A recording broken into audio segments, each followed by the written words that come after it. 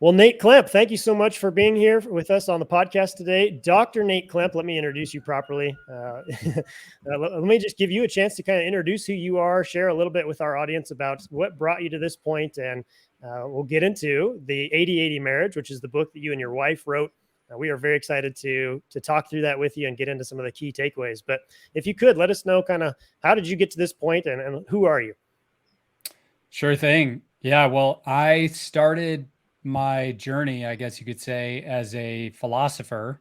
I was fascinated by it in college. I decided to get a PhD in it. So I went to Princeton, got a PhD, got to the end of this 10-year journey of intense training, realized my life was actually much worse than it had been before. And my whole goal was to live the good life and understand the big questions and that sort of thing. So that set me on a different trajectory. I got really interested in not just concepts and ideas about happiness, but actual habits and practices we can develop to change the very nature of the mind. And so these are things like meditation and yoga. And that really set me on a totally different path. I started writing about mindfulness, started a company on mindfulness called Life Cross Training, which is now part of Mindful Magazine. And somewhere along the way, also started writing about relationships and kind of bringing together mindfulness and relationships. And so that's really what I've been up to for the last 20 or so years. Yeah, it's very interesting that you talk about philosophy. And when I think about that, I assume it's a lot of thinking. So was there a particular experience, and you don't have to, get into the gory details, but was there a particular experience that made you kind of shift from thinking to more doing? Because it sounds like that's the aim here, is to have action. Was there something that kind of sparked that for you, or was it just a realization over time and it kind of naturally evolved that way? I think it was really getting to the end of graduate school and feeling burnout for the first time in my life. Mm-hmm. And along with that burnout, anxiety, depression, and realizing, here I was in my late 20s. I was graduating from one of the top programs in the world with these amazing professors. And yet I didn't know how to manage my own mind. There was something just paradoxical and weird and life-changing about that insight, I guess you could say, because what I realized is, what I most wanted was having the tools and having the ability to become a little bit more skillful with the way I related to my thoughts and my emotions. Because at the time, I was just basically drowning in a sea of thought and a sea of emotion. I think many people can relate to that experience. And reading more philosophy wasn't helping. If anything, it was actually making it worse. Sure. So that was kind of the catalyst. And I will say, over long stretches of time, these kinds of practices really do change the very nature of the mind. We know that from the neuroscience on meditation and mindfulness, that you're actually changing the very structure of the brain. Mm-hmm. One of the things that Andrew and I talk a lot about is routine. And part of that routine, it sounds like for you, is the mindfulness and meditation. So can you maybe give us maybe not a full day in the life, but what does your routine kind of look like? And then what is your process also for this mindfulness and meditation piece that you're incorporating into your day? Yeah, well, I would say there are two key practices on the mindfulness side that I try to incorporate into almost every day. One of them is some form of yoga. So this could be a full yoga practice, or it could just be what in the yoga tradition they call pranayama, which is basically breath work, like some sort of, I think of it as setting the rhythm or the momentum of my breath for the rest of the day. Because by default, my breath, like probably everybody's breath these days, is very constricted. It's very tight, shallow. And there's this concept in yogic traditions that the mind is really a mirror of the breath. So if you're breathing really tight and short, you're going to feel anxiety. If you sort of lengthen the exhale, all of a sudden you're changing the underlying physiology. So that's thing one. Thing two is some sort of mindfulness or meditation practice. Usually I will sit for about 25 minutes or a half hour. That practice starts with concentration on the breath. So focused on the sensations of breath. That's often called focused attention meditation. And then as I feel my mind getting stable, I shift to a second practice, which is called open awareness meditation, where essentially it's dropping the effort of focus and just allowing the mind to be as it is, allowing everything to be as it is. So those are the two key mindfulness pieces in my day.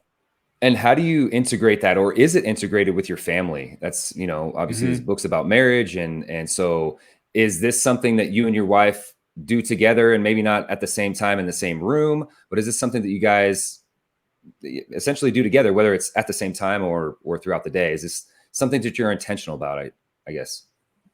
Yeah. Well, it's interesting. My wife is actually not at all interested in seated formal meditation. It's just not her thing. She likes to go on walks. So we'll go on walks and hikes. That's kind of our meditation together. My daughter, on the other hand, who's 10, we have meditated every night for about 3 years. Wow. Like, have not missed a single night. Even when I'm gone, if my wife and I go out of town or something and leave her with her grandparents, she will meditate. So there is a way I found to bring it into family life, and my daughter now feels like this is a centerpiece of her day. We do it right before we go to bed. How did you start that? That's an interesting practice, but Yeah. something I'm interested to hear more about. What was was that kind of you introducing that to her, or her seeing what you were doing and saying, "Daddy, tell me more"?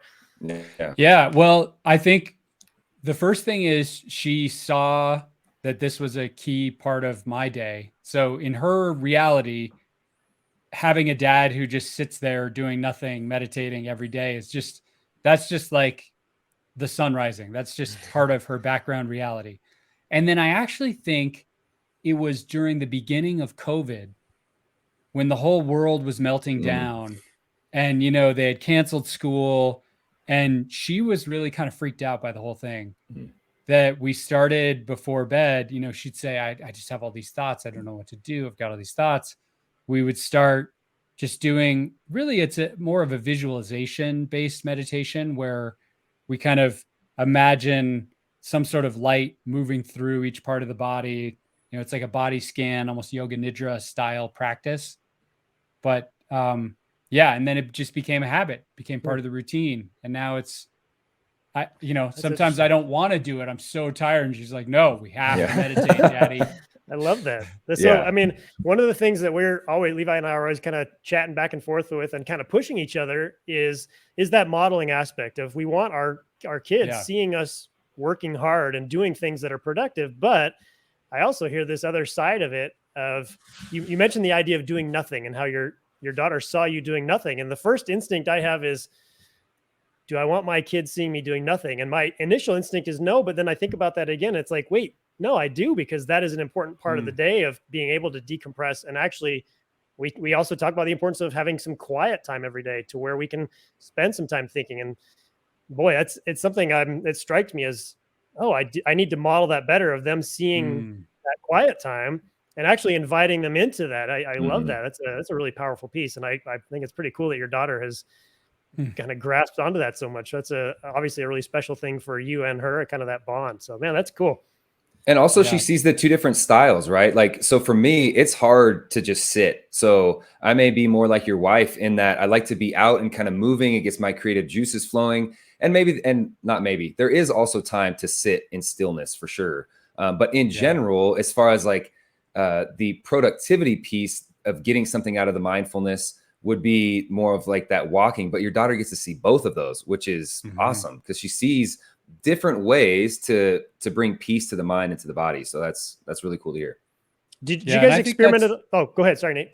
Oh, I was just going to say, I think that's important to emphasize that some people get really attached to a particular style of meditation, TM, or, focused attention meditation. And they start thinking this is the practice and everybody should do this practice. Yeah. And I think it is really important to note that everybody has a different constitution, different things that they're working with. So meditation works for some people. Mindfulness works for some people. It doesn't work for other people. For other people, maybe it's exercise, or maybe it's, going on a walk around the block, right? There's so many different practices. And I always want to make sure people know I'm not saying like meditation is the practice, everybody should do it. Yeah. It's the importance of the individual is one that it's kind of a tenet, right, of science or evidence-based practice is that individual piece. But at Yeah. least for me, the more I've aged and kind of seen more life, that kind of, going through school, the big piece that jumped out was always looking at peer-reviewed research.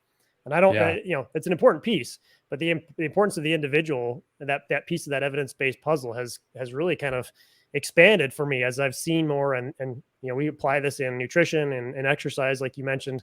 People respond to different things based on genetics, based on preference, but adherence is one of the big things that we know is important long-term for health of any kind. And finding what works for you and trying different things is huge. So speaking of trying different things, did you and your daughter experiment with like an early morning meditation versus late night? How did you settle on evening time? I think it really was that beginning period of COVID. She was having trouble going to sleep. And so that was just the time. Yeah. And at least in our house, the moment we wake up, it's just the treadmill begins. Usually I will do some practices before my daughter wakes up, but the moment she wakes up, we're getting ready. Yeah. Life gets going fast. Everything goes into motion very quickly. Yeah. So maybe in talking about that, can you walk us through kind of the aim for the day? What's a maybe general template for your day, or if it's easier, if you kind of chunk it out into looking at the week as a whole? What does that look like for you? I mean, you're staying plenty busy, writing books and engaging with the community and so on, and then also having a family and a daughter and these types of things. So how do you kind of, in addition to the mindfulness meditation, how do you stay grounded and what's your routine look like? Yeah. Well, so one thing I do is wake up very early. I wake up at 4:45 or 5, and my daughter doesn't wake up till 6:30.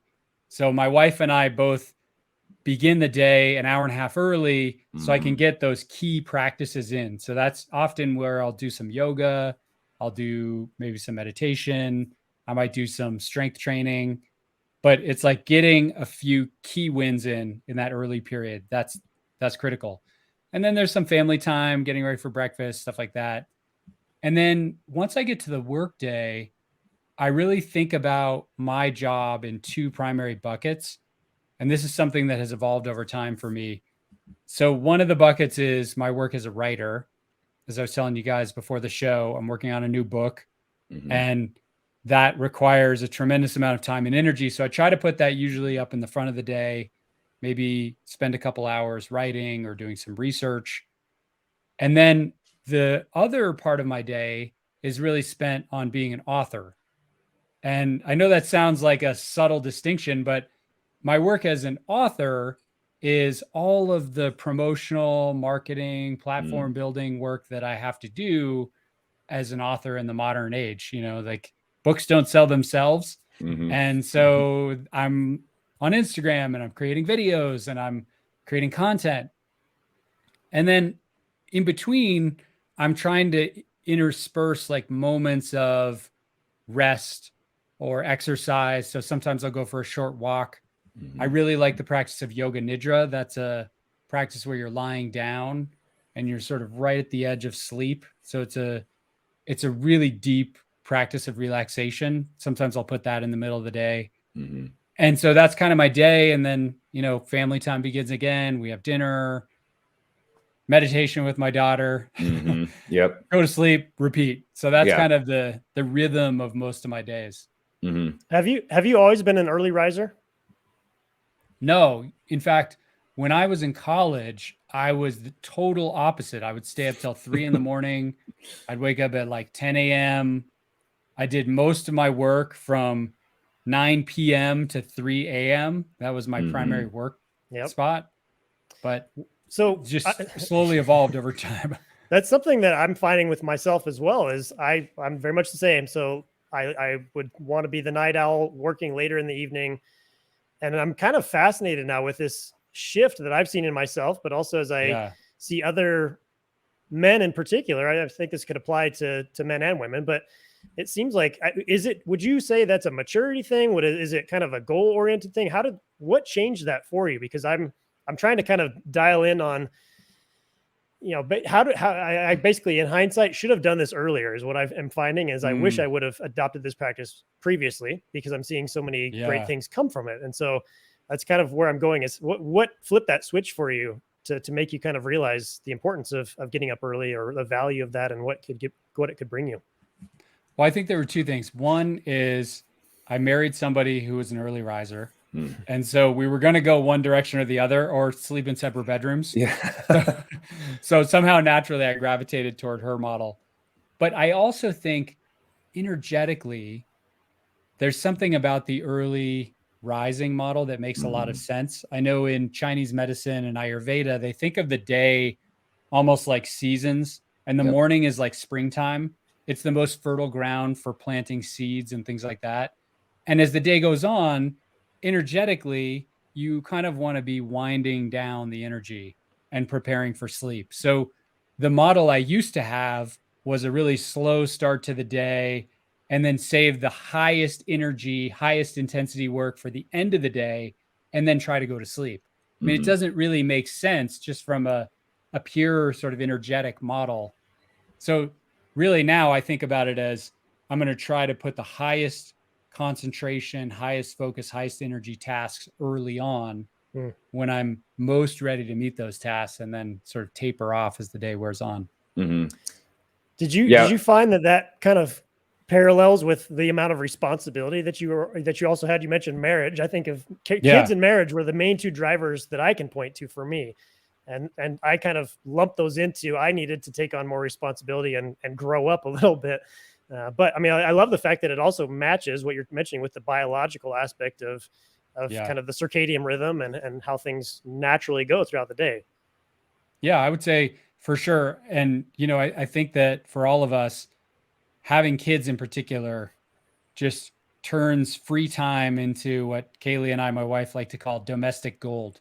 It's so precious. Yeah. And you can waste that resource when you're single, even when you're married.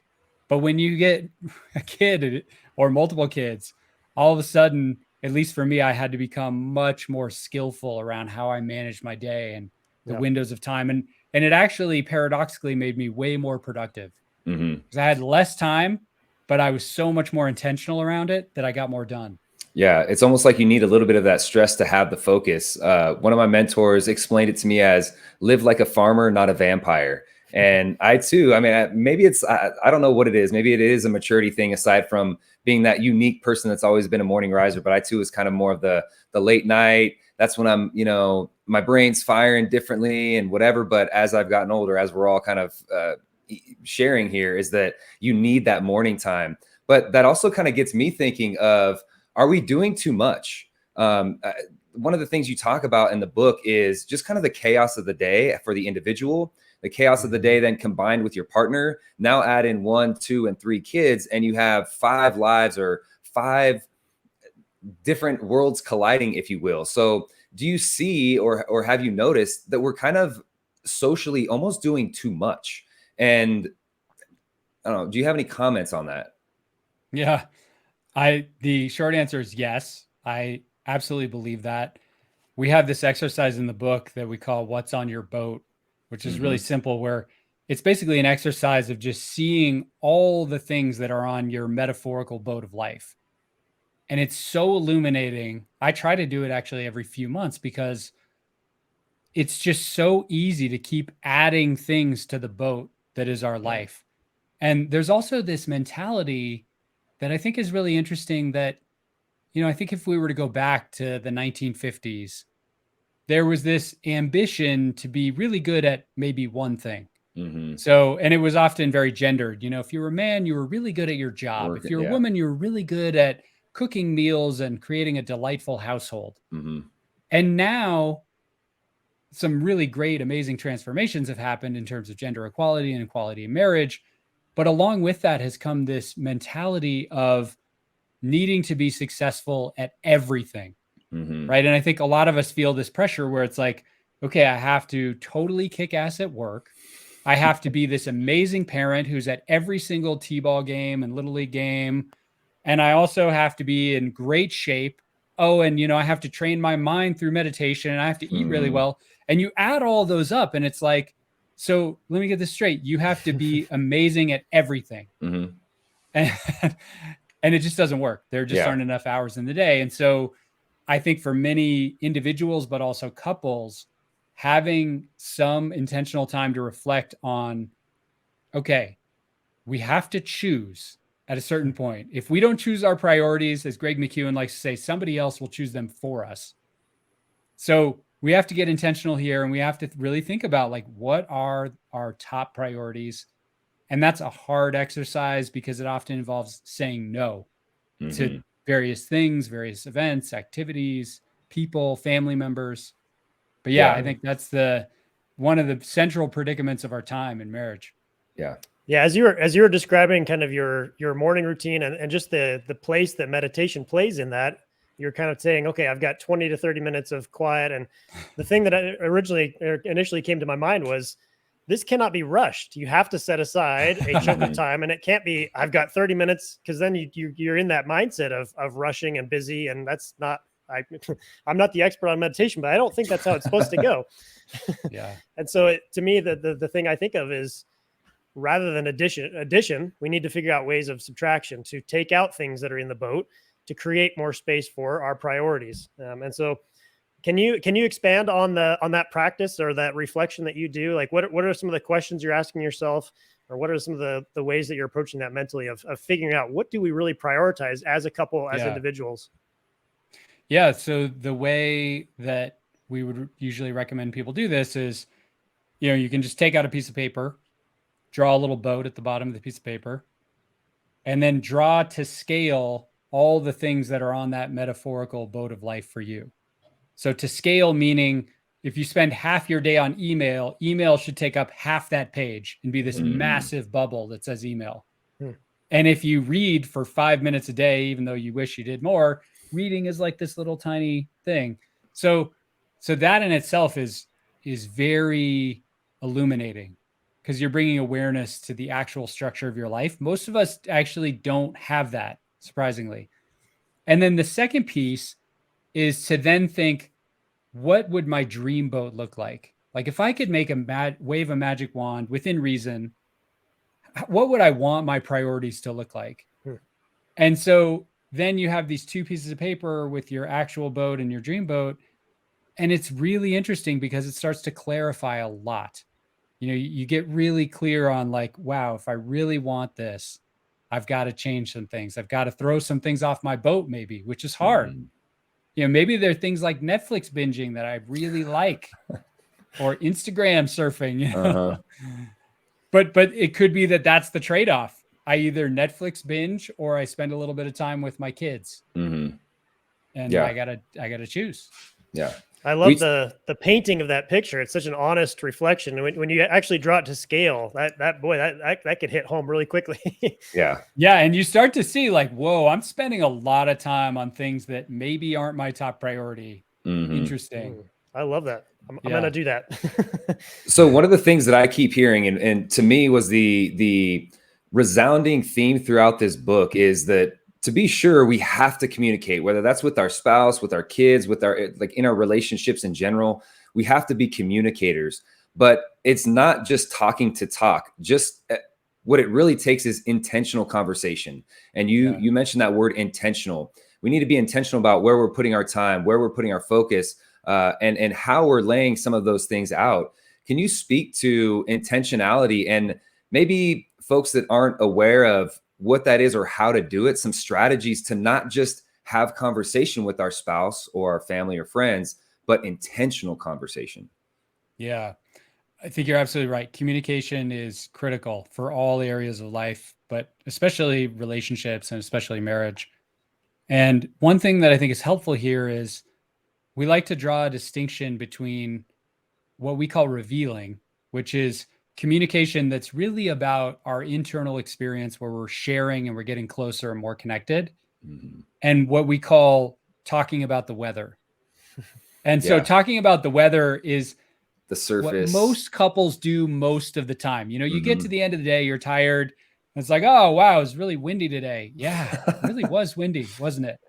And that's just like, that's a catch-all for all the other stuff, right? like, yeah, I had this email exchange with this guy and, whatever, right? Like we're talking about the weather, which is fine. We need to do that sometimes. But what can be really powerful for a lot of couples is to make that transition at some point into a conversation that involves more of a reveal. And so one way to do that is actually just to ask better questions. How are you really doing? Like, what's going on? What have you been thinking about? What are the thoughts that keep looping? What are you most excited about at work? Right? Just by asking different questions, we can change the tone of the conversation. But then the other piece to revealing is inevitably moments of hurt feelings or miscommunication or disappointment arise in relationships. And for a lot of couples, the trap there is that it's uncomfortable to reveal those moments as they're happening. And so the effect that happens is like these small ruptures in connection, they just grow and they grow with each of these little microscopic tears. And over time, those very small moments of rupture can turn into massive problems, divorce, affairs, etc. So the other skill that's critical is when those moments arise that maybe aren't such a big deal, but you just feel a little bit off, having the tools to reveal those. And so one of the things we talk about is like, can you share your inarguable truth, which is often just, hey, I'm feeling frustrated. I'm feeling scared right now. And then a request attached to that. My request is that next time, you're going to be late, could you text? Right? Like just creating a way of communicating about those things can be just game changing for relationships. Yeah, that's kind of where I wanted to go, was more or less those icebreaker questions to get past just the weather. So, you sharing some of those are great. I think the other thing too is like what you're saying requires a lot of trust. And because there's a level of vulnerability there. I mean, as we're talking here, or in theory, it's easy to say, hey, share your feelings, let someone know when you're frustrated, and you don't have to yell at them to share that. But to get to that place can take a lot of time, and there needs to be a lot of trust. I know, not to share too much about myself, but I know for me, one of the things that I had to really, and continue to have to be aware of is when I notice something wrong, asking what is wrong isn't the way to do it. There's a way more strategic way to start to peel back the onion. And it's not cutting it in half and then pulling out big chunks. It's peeling off that, tough skin on the outside. And then maybe that first green layer that's, I don't really want to eat, but you kind of got to get through that to get to the actual good part of the onion. Kind of weird that I'm using an onion analogy for this, but anyway, you guys get the idea, where that going back to, you need to have a level of trust, and that question asking, and the type of questions, the tone that you're using, the moments in when you're asking those. So I'm kind of rambling a little bit here, but is there maybe a time in the day? Is this more of a, let's do this at night when our energy is kind of slowing down and we're trying to find peace in the day? Is this the time for conversation? Or when it's an uncomfortable one, is that not so good of a time because I'm trying to relax, but then you kind of get emotionally ramped up? Or is it, I mean, what are your thoughts? What has been your experience? Because I know you guys have had some great examples in your guys' book from people that you've talked to. So maybe can you work through some of that? Yeah, well, I think that you're right. Thinking carefully about the time, especially for those more contentious conversations, is really critical. There's a phenomenon that's talked about a lot in the research on marriage of flooding, which is basically there are times where a conflict escalates to such an extent that you and your partner get flooded, that you're just so activated and so dysregulated that you cannot have a helpful and constructive conversation. So noticing that is really key. And you never want to have these conversations when you're in that state. I've found actually that movement is a key driver of good conversation. And there's actually some really interesting research on this, that they had people walk together during adversarial conversation, and they tested these people against people who just sat there at a table talking about the same thing. And they found, not surprisingly, that just walking it changes the whole tenor of the conversation. You're moving, there's something about not having to like stare the person in the face, but you're also getting these endorphins. So for many couples, just getting outside, moving, getting out of the house, breaking some of the old habits, that can be really powerful. But I think you're exactly right. And you're also right in that getting really good at marriage does require this skill of being able to read the room and being able to read your partner and being able to just assess, like, is now the right time for us to have this conversation? And sometimes when you're really mad or irritated, you kind of want to have the conversation right away, and it's not a good idea, and you do it anyway because the momentum just pushes you. So being able to just sit there with the momentum and not bite the hook.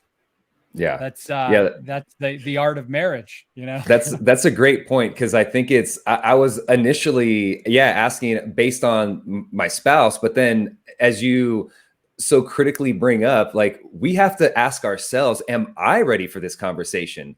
Because I'm going into this knowing what I want out of it, and having those kind of preconceptions are probably not wise if you're going to frame your questions about, okay, how can I ask a question to make them know that they wronged me? Well, that is not the way that we should be going into that conversation, but I know I've done it. I mean, and so I have to be, I think, very well to your point, am I ready to engage in this?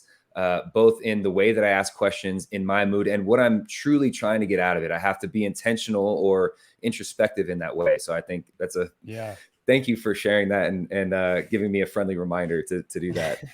And that, by the way, is mindfulness. Yeah. That is the ability to be aware of your emotional state, your mind, the state of your nervous system. And most of us are not aware of that. So that ability to just see what's happening in real time is critical. Yeah, that's exactly what I was thinking. I had written down here, where does the importance or the practice of meditation mindfulness come in? Because you mentioned that first step is reveal. Yeah. And if you don't have a connection, or you don't understand how to read your own signals and kind of understand what's happening, mentally, and how do you reveal that if you don't have a connection there? And so I'm curious if you could talk about, what you found. I mean, it sounds like that's been a huge key or huge part of the success for you, is actually connecting to that process of meditation and mindfulness. Am I on the right track there? Yeah, absolutely. I think it happens on the micro level. So in the moment, knowing that you are triggered, seeing that you are triggered, being aware of that, and acting skillfully, that's a key thing. But if we look at the macro, one of the key claims that's made in almost every significant book about marriage is that the biggest thing we can do to improve our marriage is shift from unconsciousness to consciousness. So unconsciousness is where everything happens by accident. And in marriage, what that translates into is, like we said earlier, our priorities are all garbled and we have no idea where we should be spending our time. But even deeper, we're carrying with us all of these unconscious patterns from childhood, the model of our parents, which may be this throwback to the 1950s. That's unconsciously slipping into our habits and our patterns.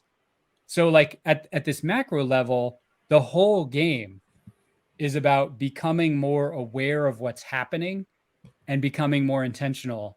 And that can take all sorts of forms. We can get clear on our values together. As I said, priorities. We can get clear about power. A lot of couples don't think about power, but power is always happening. And we're well served to understand the dynamics of power and balance those dynamics. Sex is another key thing that most couples like to not think about because it's a little bit awkward and it's weird and it's hard to talk about. But that's another thing where the more conscious we get, the more it brings us together. So yeah, I like to say that, the whole game here is about becoming more aware and more conscious and more intentional. It seems like that's the first step. Before you can be intentional, you have to think intentionally and recognize those things. So that's huge. So I feel like that is a great transition into, you mentioned the aspect of power and how that relates. Yeah. What is the 80-80 marriage? I feel like we've been kind of dancing around books. Sorry. We've been dancing around book topics, but Could you give our listeners who haven't read this book yet, which by the way is a fantastic book, I really enjoyed this. So thank you for the work you and your wife did on this book, The 80-80 Marriage, a new model for a happier, stronger relationship. There's a lot of really good practical stuff in here, but what is an 80-80 marriage? So the idea of an 80-80 marriage is really a response to the modern zeitgeist of marriage that I think we all find ourselves in, or most modern couples do. And that is that if you look back to your parents or your grandparents, they were likely modeling a very traditional form of marriage. And really, the generation now that's getting married and having kids is probably the first generation in human history to be experimenting with this idea of egalitarian marriage or equal marriage. And that's an amazing thing. It's an amazing accomplishment. But one of the things that we observed in our own marriage, and then we interviewed about 100 couples, and we observed this in their marriages as well, is that we sort of default to creating equality in marriage by trying to make everything fair.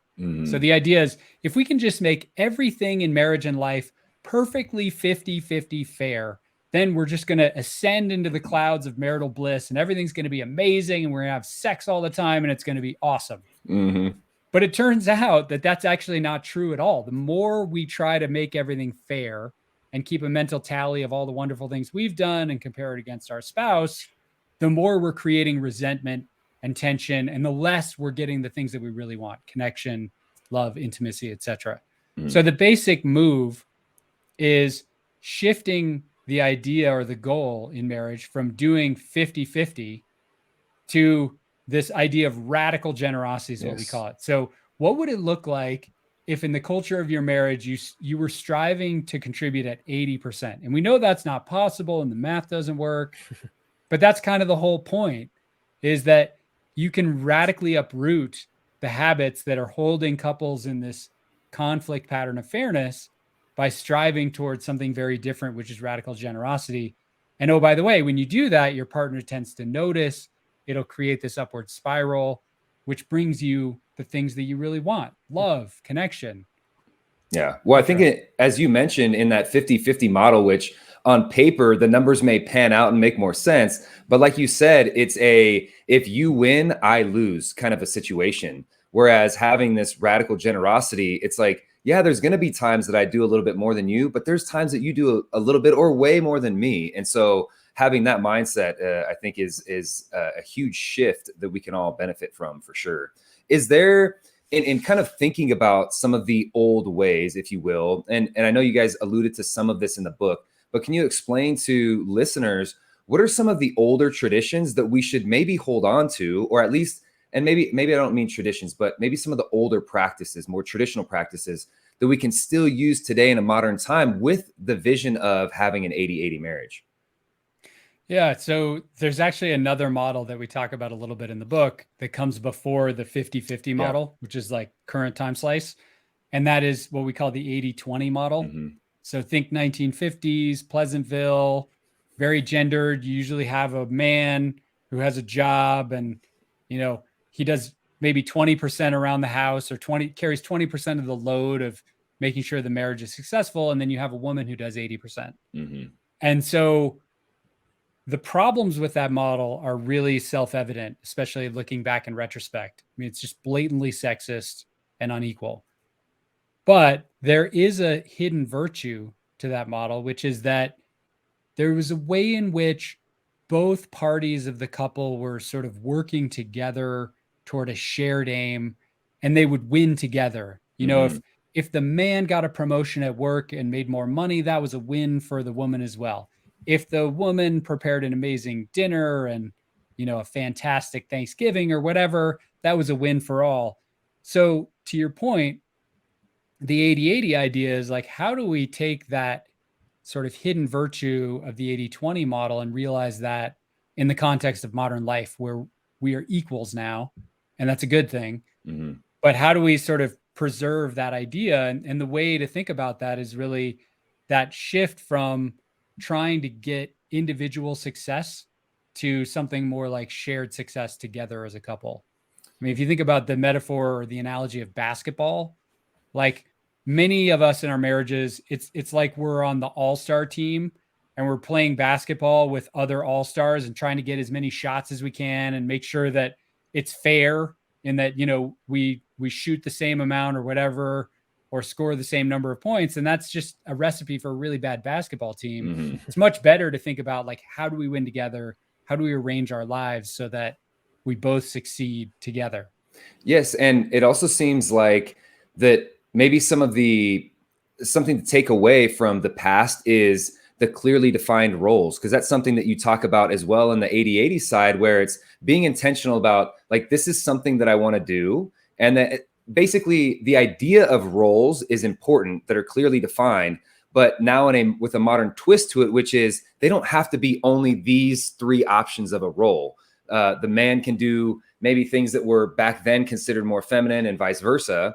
If that's something that they are passionate about, and find that they will be able to provide that and bring that to the table in the marriage. But it's being intentional about those roles that you want to play, and then kind of balancing and figuring those things out. Am I on track by saying that? Yeah, no, the roles thing is really key, because so, like, when we would interview couples and we'd ask them, how did you determine your structure of roles in your household? Almost all of them would say, I don't know. We kind of winged Fell it. into it. Yeah. Yeah. We called it the wing it approach eventually, once we heard this enough.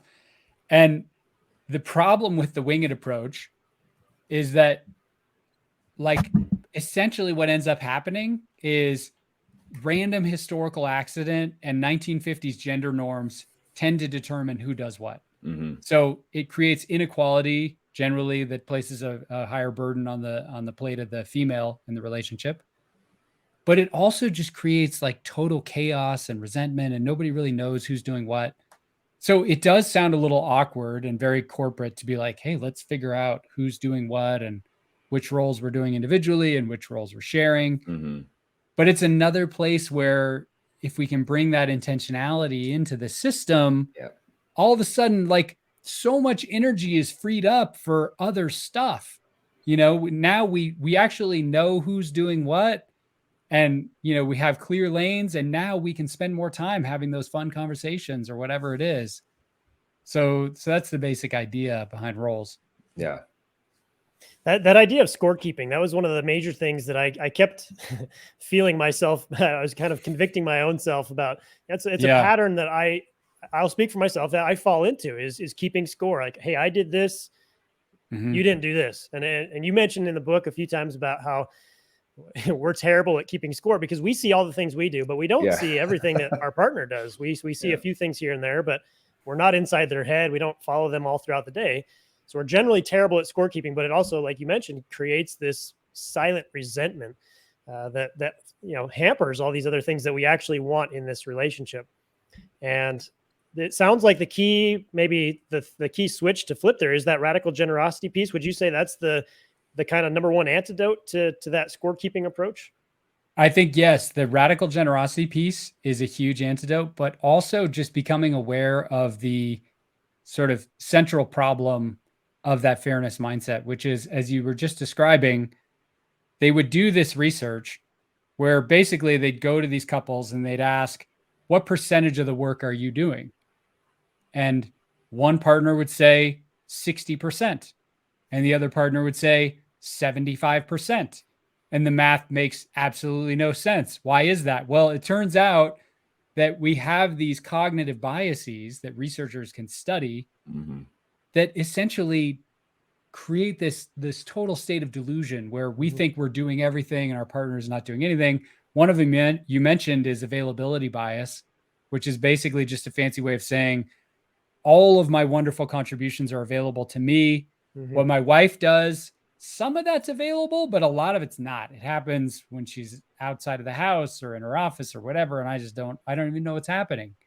Right. So this tendency we have is to systematically overestimate what we do, underestimate what our partner does. And that right there shows you why this fairness thing is never going to work. Because if both partners think they're doing 75% and the goal is 50%, it's like a recipe for a lifetime of conflict and misery. So that's that. I mean, so yeah, so many good things to unpack in there. But as we think through the radical generosity piece of that, again, if the goal is to stop keeping score, when I think radical generosity, if I'm being honest, the first thing that comes to mind is, that sounds like I'm going to need to get more busy. And so we've talked previously already about the importance of kind of obviously prioritizing, and hopefully the marriage relationship and your home life is a big priority. But is there a difference between, hey, I need to do more things, and kind of getting busier, which we've already said is probably not the recipe for a quiet, peaceful internal state in a marriage, versus, maybe what are some of the strategies that you and your wife have used to implement radical generosity without getting into a place of just busyness and doing things all the time? Totally. Yeah, no, it's a really good point. And one important thing to note here is that radical generosity at its core is not so much something you do, it's more of a mindset shift. So you don't have to think of it as you're now adding one more rock into your backpack. You got to lug around all day and do all this additional stuff, right? It's more of a shift in the way you see your life together. And so there are a few key things you can do, all of which are insanely time efficient. So one is this idea of contribution. And when we say contribution, there's a tendency to think of like, these massive acts of like planning a trip to Fiji, or like, baking bread from scratch or whatever. And it doesn't have to be that. It could be as simple as writing on a Post-it note, "I love you," and putting it on your partner's monitor. How long does that take? Like 10 seconds? I don't know. Doesn't take much time at all. And really those micro actions of contribution, they add up, and they really start to shift the underlying culture of marriage. The second is appreciation. So this is basically just flipping the glasses that we wear in our marriage. Normally, the default way we look at our partner in relationships is we're scanning their actions for everything they did wrong, or all the ways in which it's not fair and we're doing more. And appreciation is really about, what would happen if I looked for the things my partner did right, and I just gave them a thank you for this. And this is one that my wife and we've operationalized this. At the end of every day, we just do one appreciation. Again, it takes 45 seconds. Yeah. Super time efficient. And then the final one is what we were talking about before, revealing. So just really being a little bit more intentional and aware of conversation, and revealing those hard truths, but also shifting the way in which we interact and we talk, so that we're talking about what's really going on, not just the weather. So I love that you're almost flipping it into a scorekeeping of the good stuff rather than scorekeeping the negative. Right. You're saying, I'm going to recognize the good things. But something that stands out there for me too is also knowing your partner. And this certainly takes time. But in thinking about love language, I know your wife's into the Enneagram as well, and knowing kind of who they are at their core. For example, and this is an example, if my wife doesn't care about notes and I leave her notes all over the house, then she's kind of like, why is he wasting paper? Not that that's her. So not only is it about doing some of those small, easy things, but knowing what those small, easy things are that make your spouse tick.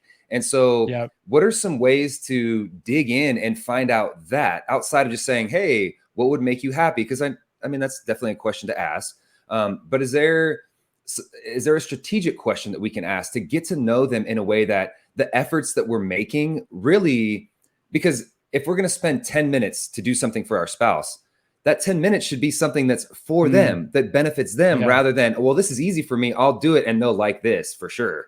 But that's not. So do you have any strategies for finding out what those things are? Because we all agree that we should do them, but we don't want that time to go, not wasted, but I think you guys know what I'm talking about here. Totally. Yeah. So you mentioned a couple of systems there that are really amazing for that. The Enneagram is a great personality model. I think the simplest system that you can sort of layer on top here is Gary Chapman's 5 love languages. Yeah. So you may have heard of these. If you're listening to this, you may have heard of these. If not, it's worth checking it out. But basically, Gary Chapman was a marriage and family therapist who came up with this really powerful idea that there are just 5 different ways in which all of us receive acts of love. And understanding your partner's love language is really critical, because, like in my case, Kaylee does not care about gifts at all. Mm-hmm. Some people really do care about gifts, but if I shower Kaylee with all of these amazing gifts, she's kind of like, whatever. Yeah. But her primary love language is acts of service. So, Mm-hmm. so I know just by knowing her that if I want to really give her this amazing act of contribution, I'm much better served like unloading the dishwasher and cleaning the kitchen than I am buying her a beautiful new gold necklace. Mm-hmm. And for some people that sounds nuts, but that's just, that's her. And so, having that understanding of your partner is really critical, because then you're more targeted in your contribution. You're doing things that actually make a difference. And then I think for me, I'll speak for myself. There's times where I've done stuff and I'm obviously, as I even say this, I'm going in it the wrong way, where I'm expecting praise, basically like, oh, you unloaded the dishwasher, and you don't get that. And then you're offended. And then all of a sudden this thing that you're scorekeeping, I've done this thing for you and you didn't even appreciate it. And now we're arguing about the stupidest thing ever, when in reality, number one, I'm selfish for thinking that, oh, doing this thing will earn me credit or my love language. And so I say this because I've made that mistake before. So you, the listener out there, know your wife or know your spouse so that you could essentially set that energy in the right place rather than just kind of, Well, if you want to get to a really advanced practice, because it's true, sometimes you put a lot of energy into something and your partner doesn't see it, and that can feel really deflating. And so you can kind of just bypass that. You can radical generosity your way out of that. That's one move. That's totally fine. But there's also a reveal there. And I would call this the advanced practice, because you got to be really careful here. But the reveal looks something like, hey, I just want to let you know, I spent a lot of time on this dishwasher, and I'm noticing that there's a part of me that feels sad and just, I'm looking for your appreciation for this. And it's super vulnerable. And you want to make sure that you're doing that in a very skillful way in your partner, and you have sort of developed this ability to talk, but that is a way out of that can actually bring you back into connection. Yeah. But maybe to add to that, it is, but maybe to add to that is, hey, I thought this was going to help you and I want to do things that help you. What would be a better thing, or what would be a better action or gift or whatever? And then that again continues the conversation. You're vulnerable, they share something vulnerable, and then you get an opportunity to connect and continue to grow. So how, we're all veterans here. We've been married for more than a decade, so we've got it all figured out, certainly. But what's some advice you would give to newer couples that are dating and courting, and then also maybe even trying to identify an ideal partner? It's not to say that you can't be radically generous no matter what and find a way to stay together. Maybe more of that kind of 80-20 traditional model where it's like you get married and that's it. Whereas today it may be a little bit more acceptable to divorce, but we want to avoid that, right? Like, you don't want to go through that chaos just to go to that chaos when it could be avoided. So what can you share with people that aren't married as they begin to prepare for this, either looking for a partner to date or someone they're engaged and they're very close to that time? What are some ways that they can avoid some of these speed bumps, knowing that we're going to go through them all, but what are some ways to avoid those speed bumps? Yeah, I think it's a really important question. And one of the things that's helpful here is there's this ratio that I like to think of as the fun to logistics ratio in every relationship. And when you're first dating, that ratio looks like 95% fun, 5% logistics, right? You're going out on dates. There's a little bit of logistical energy that has to go into, hey, what concert do we want to go to? Where do we want to eat dinner? Right. But it's 95% just like awesome fun. You're loving life together.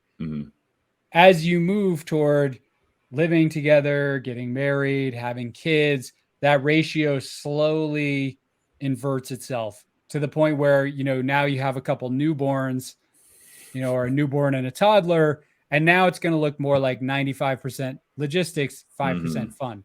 And I bring that up because the tendency, I think, is at the beginning when you don't really need to think about things like your priorities or your values or the way you communicate, you can get away with not talking about it. There's a tendency to just be like, oh, it's all going to work itself out by accident. And if you've learned one thing from this podcast, it should be that actually making everything happen by accident is the problem. It's not the solution.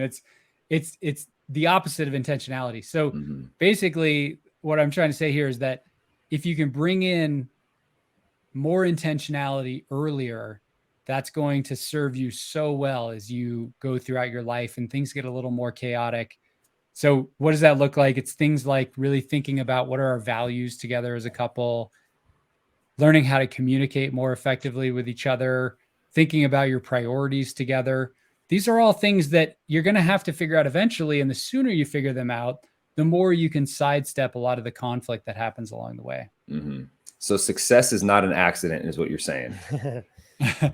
No, definitely not in marriage. I don't know. Yeah. In some places, and there are like couples that totally by accident, they're perfectly matched for each other. They just have a great time and they never Sure. fight. And I would say I haven't met many of them, but I Mhm. hear that they exist. So Yeah. Well, I think for me, one of the biggest things that I've learned is it's not that the disagreements and the arguments go away. It's just that they happen less frequently with less intensity, and we get over them much quicker. Yeah. Whereas something that could have lingered for days because we were just stubborn and had our arms crossed, those things are resolved almost in the moment and almost immediately because we're human, right? Like we're going to have moments of weakness of, I know I shouldn't Yeah. engage my partner right now, but guess what? I'm going to because I want to win or whatever that thing is. Totally. But those things start to happen less and less. And again, the intensities of them.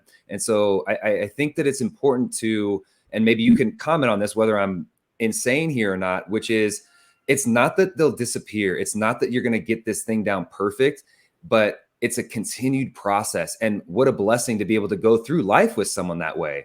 I mean, I couldn't imagine not having my spouse around. I mean, I was just at a conference for 6 days away from my family, and it was gut wrenching to not be around them. The first day is kind of like, ooh, I get to sleep in a little bit more. The chickens aren't waking me up and the kids aren't jumping on me, but then after almost within hours, I go, oh, but I miss that.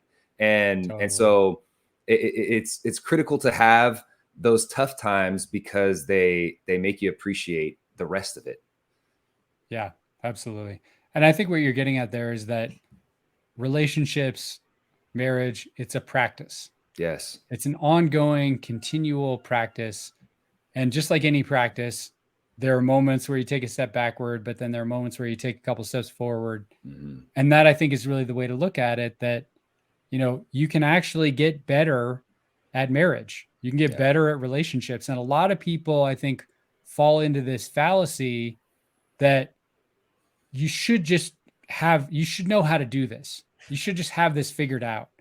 Like we heard from so many people, our friends who bought our book. So one friend, for example, she bought the book and her husband saw it in the Amazon cart and was like, "You're buying a book on marriage? What's wrong? Are we getting a divorce?"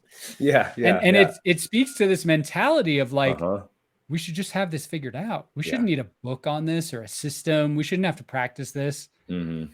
But it's weird because when it comes to like physical fitness or leadership, we all know it's helpful to learn some of the best practices and develop new habits and read a book occasionally. Mm-hmm. But somehow around marriage, we're like on this stigma of, oh no, I don't want to do that.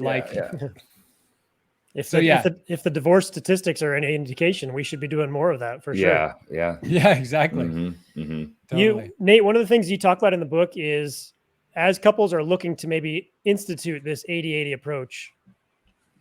This is not my merit. the fear that one partner is going to give 80 and the other partner's not going to respond and is only going to still give 20. And so I'm curious, how should couples approach that in terms of the starting? Like that's one of the things we talk about a lot is the initial just starting something is often that first step is usually the hardest. And once you make some progress, the momentum tends to carry you forward as long as you continue the discipline. But how do we start? How do couples start, especially if they're in a situation where one partner's gung-ho, all aboard with his 80-80 model, and the other one doesn't get it yet. Totally. Yeah. Well, it's a big problem. We call it the reluctant partner problem in the book. And it's basically just this, that in many marriages, you have one partner who's eager to work on the marriage or eager to do more to support each other. And then you have another partner that's more reluctant and kind of hanging back. And there's also an overlay here onto what researchers call the problem of having an over contributor and an under contributor. And this also overlays often on gender, where the under contributor is the man, the over contributor is the woman. So, the interesting question there is, if you are the over contributing partner and you have one of these reluctant partners, what can you do? And what we found from our research and just our own experiences is that there are a few things to think about here. One is your mindset in marriage is contagious. So if you're approaching that situation from the perspective of fairness, and it's clearly not fair, then you have this sort of contagious mindset that your partner is likely to react to, and they're likely to recoil and withdraw and do less. And you're likely to both get more resentful and angry at each other.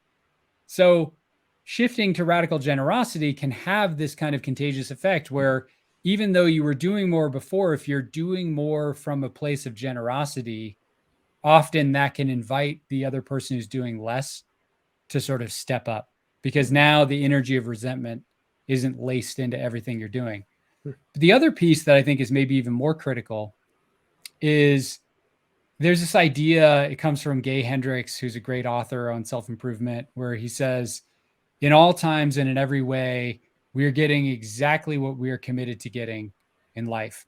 And that is a radical idea. But if you apply it to marriage, the basic idea is that there are often ways in which the over-contributing partner is somehow playing into this dynamic, somehow committed to this dynamic. So like in the case of Kaylee and I, she was the over-contributor.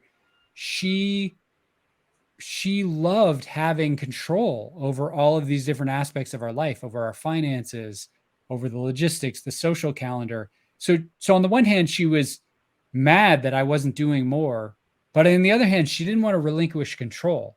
So that's an example of how sometimes you can be participating in a dynamic that you say you don't want. And so really starting to unravel that is key. We actually have an exercise in the book called Unconscious Commitments, where the whole practice is about starting to see how are you participating in the dynamic. Because, almost inevitably in every single conflict in marriage or dynamic in marriage, both partners are somehow playing a role. And so identifying your role and getting curious about that is a big deal. Mm-hmm. I actually wrote down that quote that you mentioned from Gay Hendricks. Yeah. Gay Hendricks. Yeah. I loved that. I starred that and circled that a few times. That was, that was yeah. And you can think about that in your individual life as well. I like to think when I'm having a problem, if I'm really stuck or, I'm having some experience physically, like I'm getting headaches a lot, like how am I creating this situation? What am I doing unconsciously? If I were to design like an unconscious commitments, protocol for somebody to have headaches, what would I tell them to do? Be on your screen all the time. This, right? Like you can kind of self-diagnose and then start to see how you're creating a lot of the things that are happening in your life. Mm-hmm. I've heard it said another way: you get what you repeat. And it's just like, so much of life is a reaction, kind of a delayed response to the habits that we put into practice and the things that we're doing. And that was one of the exercises I really liked in the book. And I'll just throw this out there as well. One of the great things about this book, I mentioned how practical it is. You have a number of these different exercises that couples can go through and do together. And I think they're really, really solid exercises. Mm-hmm. But that was definitely one of those pieces of kind of going through that and identifying the opposite or the inverse, right? Of if you were to design something to get the undesired outcome, what would you do? Okay, now flip that, do the opposite of those. And it's an interesting approach that, and kind of approaching that from maybe how would you help a friend who is in a similar situation, or kind of a third person, removing yourself from that. Yeah. And seeing that more objectively is an interesting way to approach it. Yeah. I think for me, if I may share one thing, Nate, and this kind of this physically hit my heart when you made this comment in the book, which was changing our marriages can change the world. And Andrew and I talk a ton about, and this is regardless of your perception on, your local community, your state, your country, the world. We can't change that. Like, I can't stand up there and say, hey, we're going this way and we're going to change and we're going to do this thing. But what we can do is begin to work on ourselves, which will hopefully permeate our partner, which will hopefully permeate our kids. And if it ends there, man, like, that is powerful. And so I looking through some of my notes and that stood out and was so critical for me. And so I want to thank you for sharing that, because it continues to put in perspective that we can't change the things around us, but we can influence them. And that, again, starts with ourselves, our willingness to connect with our partner and our families. And hopefully anyone that we come in contact feels that, and then they feel it, and it spreads in that way. And it's not sexy. It's slow. It's not like, there's some leader saying, come on, let's go this way. But at the very least, even if there's chaos around us, we've changed our marriage to be able to have love, have compassion in our household. And the hope is that we can kind of permeate our communities that way. So I just wanted to make sure I made that, is that, I mean, I feel it right now as I'm sharing this, that's such a huge piece. And so thank you for making that, for including that in the book and giving that as a reminder to us. Well, I appreciate that. And you're right. I think it's worth bringing that up because there's actually really interesting research on a phenomenon that's called social contagion. It's this idea that our mental states are actually contagious. Yeah. So, they've done studies about if somebody goes into a depression, what happens to their closest friends and family members and relatives? Well, it turns out they get more depressed, not surprisingly. And if you look at couples, if you think about one of the couples, where there's a high level of toxicity happening within the household or within the couple, you can see the social contagion, right? It's not just the two people in that couple, it's their kids who are being exposed to that. It's the community members, the friends, the family, the cost of being really misaligned in marriage and constantly in conflict is extremely high. And I think a lot of people don't realize that it goes beyond just the two of you, that it really does spill over.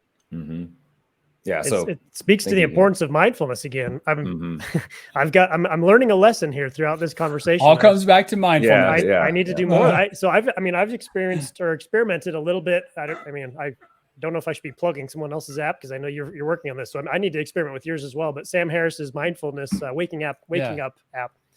And that's something that every morning when I go for my walk, that's one of my pieces of my daily routine, is to get out and go for a walk. And the practice of gratitude is one that I try to focus on. And one of the biggest pieces that I find I get out of it is just trying to be mindful of that, because my mind wanders so quickly into not gratitude and other things, and trying to plan my day. So practicing, catching myself, I'm supposed to be thinking about things I'm grateful for. And just that practice I found is so helpful. So I'm gonna check out what you're offering as well, and I'm excited to get into that. But like I said, this has been a huge kind of reawakening for me in terms of the importance of being mindful, not only for me but for my marriage, for like you said, how that spills out and unfolds into our community. So really well said there.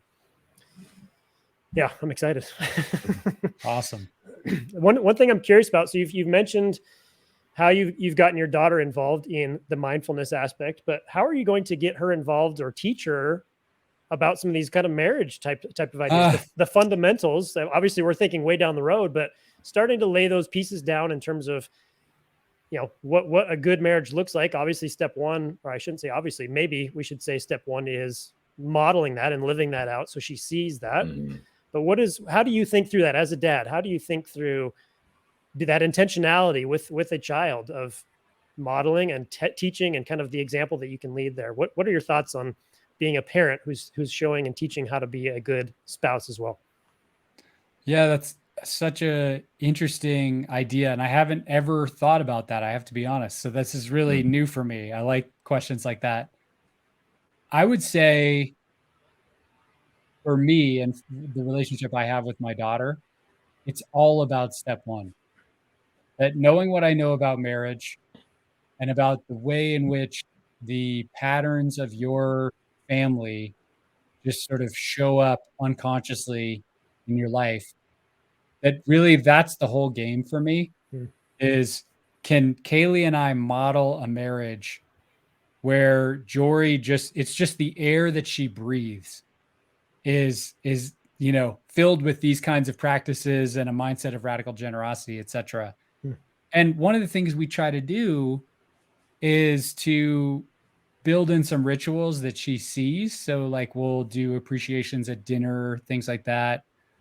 Another thing that comes up a lot in the literature on marriage, which I think is really important, is when you have a fight or an argument, to make up or clear the issue with your child around if you can. So, they see the dissonance and they see the resolution. And a lot of times in couples, like the kids will see the fight, but then the makeup happens at some other time and they never know if it's resolved or not. And they're just living with the dissonance. So yeah, I think things like that are key. Just I'm in a weird situation, right? Because I think by the time my daughter is of age to get married, the last thing she's going to want to do is read a book that I wrote. Like Yep. she's going to want to make her own way. And so I think at the level of principle, I'm not really ever going to lay down like, hey, here, this is the framework you should use. And who knows, maybe she'll read it, maybe she won't, but I think she'll absorb it. And that's what I'm counting on. And so this is something that my wife and I are toying with is not basically, so if we have a disagreement in front of our kids, we don't shy away from it, but we're not yellers, we're not cursers, we're not like belittling each other, but you can tell that there's a different energy in the room, if you will, at the very least, and anyone would be able to tell that. Something that we've been exploring is seeing the disagreement, seeing the resolve, but then also, is there something to asking the kids, like, do you understand what happened here? Or is that too much responsibility for a kid? My kids are 8 and 6. And so, I don't want them to go through this emotional grinder either of like giving them, I mean, these are big concepts here. This is not, I would be confident in saying this is not the norm for the kids to see conflict resolution and then even having a question about it. So our fear is to give them too much responsibility at a particular age, but is there a way that could be beneficial or effective? Yeah, I think that's a really interesting idea. My gut would say in a situation like that having them see the resolution is critical, and that if they had a question, making sure that you're totally open to talking about that. So, hey, if you have any questions about what just happened, like, we're happy to talk about it. That feels like the key move there. I think if you were to go any further than that and start laying out, so, like, hey, I really want you to understand why we had this argument, then it feels like you're kind of going too far. And for, a 6-year-old or an 8-year-old, they're like, mom and dad, like, that's your stuff. I don't want to know that. Hey man, I'm not ready for this. All right, dad. I'm not ready for this. But they might have a question.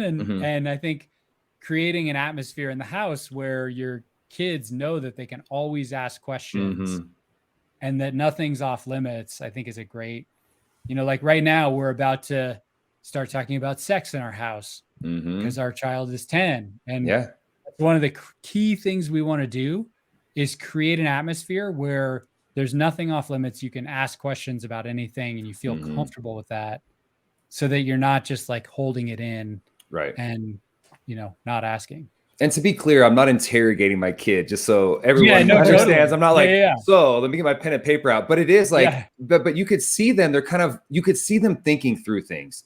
And and again, we have not, it has not been an interrogation by any means, but you could tell they're kind of wondering and thinking. And so that's what we're exploring is that something to begin to discuss and integrate?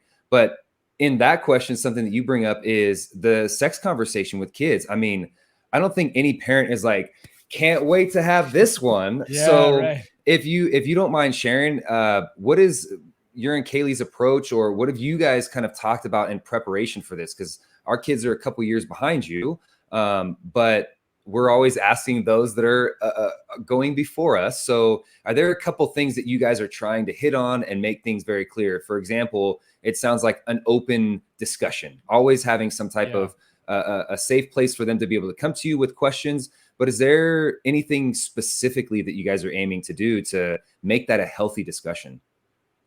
Yeah, I mean, we are very much trying to figure this out. So I don't want to come off as some sort of expert here, but Sure. But one of the things, I've been reading a decent amount about this is really expanding the conversation out of this idea that sex is this purely biological thing. And the conversation is really about like the anatomy of what goes in what and how all that works, right? Like they're going to get that at school. And I mean, we have had a version of that conversation.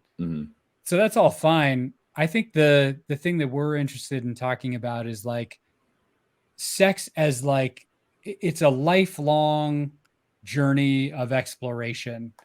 And, the idea I like is you're going to be figuring this out for the rest of your life. Like we're still figuring this out. We don't have this figured out. This is just like something you're going to be exploring. And so having questions and not understanding how it all works and being confused is just part of the game. And so like really kind of creating that frame, and also a frame where, hey, sex, it's not just about that physical biological act. It's about the way people dress and the way people identify in their gender. And it's becoming even more complicated now in our culture. And, we should talk about all those things too. Like it's not just about this kind of physical thing. That's the frame we're hoping to bring to it. And that's probably the most uncomfortable one too, and why we tend to avoid it. But yeah, it's so much more than just that physical piece. So I think right. I appreciate that. Well, it speaks to me about the importance of communication that we identified earlier, of just maintaining that open line, having some intentionality in there, and allowing any questions that come up to be answered authentically and intentionally. And I mean, that's a big part of sex anyways, is the communication piece and being open and honest and clear. So that's valuable stuff. So Nate, in the last chapter, I really liked, I'm a big fan of action steps and takeaways. So in the last chapter, you targeted 5 essential habits that the 80-80 marriage should pursue. Could you identify those or explain those if possible? And maybe, if you're willing, maybe some of the ways you and your wife have lived those out. Because I know you've mentioned kind of, there's one of those in there is a social media piece, and you've talked a little bit about that. And sort of kind of how do you and your wife live those out, especially in light of having a child? Is that kind of an involvement there with that whole family piece? Totally. Well, I love this too, because when you write a book, for me, it's been 3 years since I wrote this content. So you're giving me a good test of the 5. See if I can do it. I've got the book in case you need a Well, here's what I believe are the 5, and they're all great habits. One is just this habit of radical generosity. So contribution, appreciation, bringing that into your life and your world. Another is revealing, which we talked about before, sort of really revealing those hard truths and making that a centerpiece of your life together. Another piece of it is having some sort of meeting or time to talk about structure and logistics and all those things that's separate from, your time together where you're having fun. So this would be like a family meeting of some sort, carving out time, creating space for time together. So these would be like things like date nights or weekends away. And then finally, as you mentioned, the last one is really about distraction and creating space from distraction. And the reason that one's on the list is when we interviewed couples, one of the things we heard from most couples is that their primary challenge isn't that they're not together. It's that when they're together, they're not connected. And, phenomenon we heard about a lot is like, we're lying in bed at the end of the day.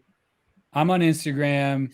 He's on the New York Times or CNN or whatever, and we're not connecting. And so really becoming more skillful about our devices, I think, is a big deal. And all of us, we're aware of that, but often we let devices get in the way of connection.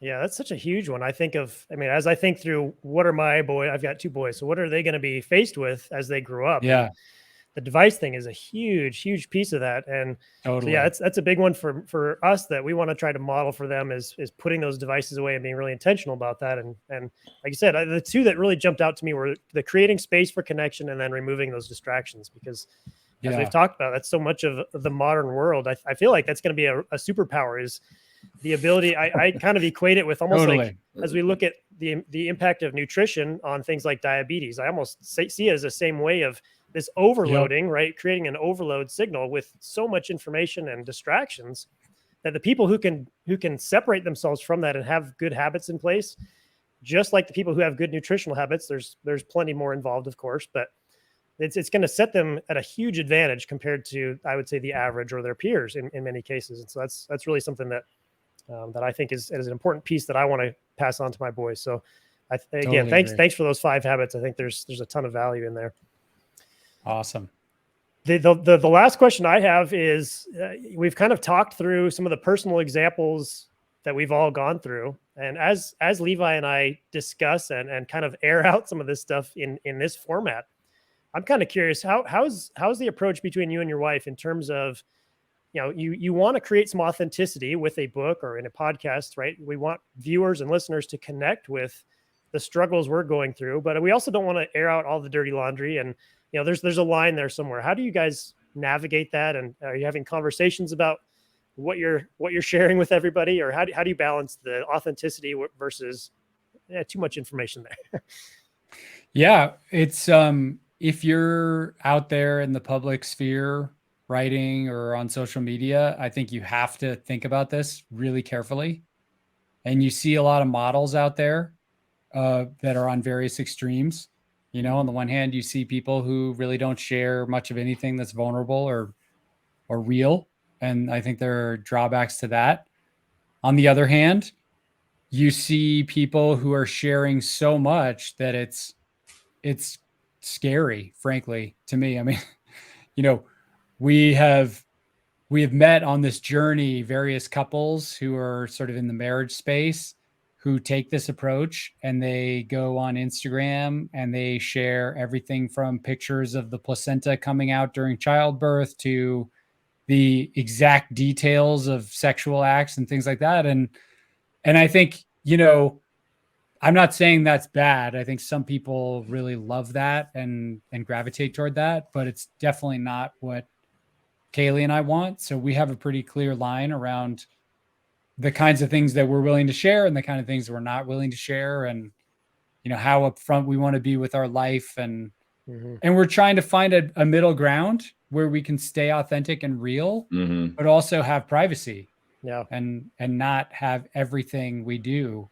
be part of the public conversation. Yeah. Is that a conversation then, kind of like, hey, where do we want that line to be? Communication, another one of the big keys that we talked about today. Totally. It absolutely is. Yeah. Levi, do you have others? I mean, every time we could keep talking for a long time. Like this is so valuable. And like I said, like for me, again, it's just going back to that. And the reason why I can talk about this all day long is because our marriages can change the world. And so it's something that's a continued conversation in our household, and something that my wife and I are intentional about. And we go through seasons of it. Sometimes we're better at it. Sometimes we're not so good at it. But reading these types of materials is huge, because it's a great reminder for us. I'm like, oh, I do that and I need to do that. And so thank you just for your time. Thank you for your wisdom and just being able to share it with us and being vulnerable, as you've mentioned. And so thank you, Nate, very much. And also please extend the gratitude towards your wife as well. Well, thank you so much for having me. This was a great conversation, and So great to meet the two of you. Well, Likewise. so before we wrap up, Nate, could you share with our listeners what you're currently working on, maybe some of the ways in which listeners can find you, follow you, et cetera, and kind of be on the lookout for some of the stuff that you're working on currently? Totally. Yeah. So the book we've been talking about is 80/80 Marriage. 8080marriage.com is the website. We have free guide to date night and things like that. And we're also on Instagram, 80/80 Marriage. And then I'm working on a new book called Open, which is a book about mindfulness and how we apply that to the chaos of modern life, screen addiction, political polarization, et cetera. And that's not going to be out for a long time, till 2024, but I'm kind of playing around with these ideas on Instagram on my personal account, which is at Nate_Klemp. And then also I have a YouTube channel where I'm doing various mindfulness practices. So if these are things you want to try out, I have a bunch of videos on different styles of mindfulness and how to learn how to meditate, etc. Yeah, I'm looking forward to checking that out. We'll make sure to put all that in the show notes. So Awesome. for those of you who are watching, the 80/80 Marriage, highly recommend. This was a great book. We really enjoyed the read. Easy read, I will say. It was a pleasure to read. It was a lot of actionable stuff and good exercises to work through. So again, Nate, thanks so much for writing the book, you and your wife, and thank you for your time today. We really enjoyed the conversation. Well, thank you for having me. Thanks, Nate. Yeah, absolutely.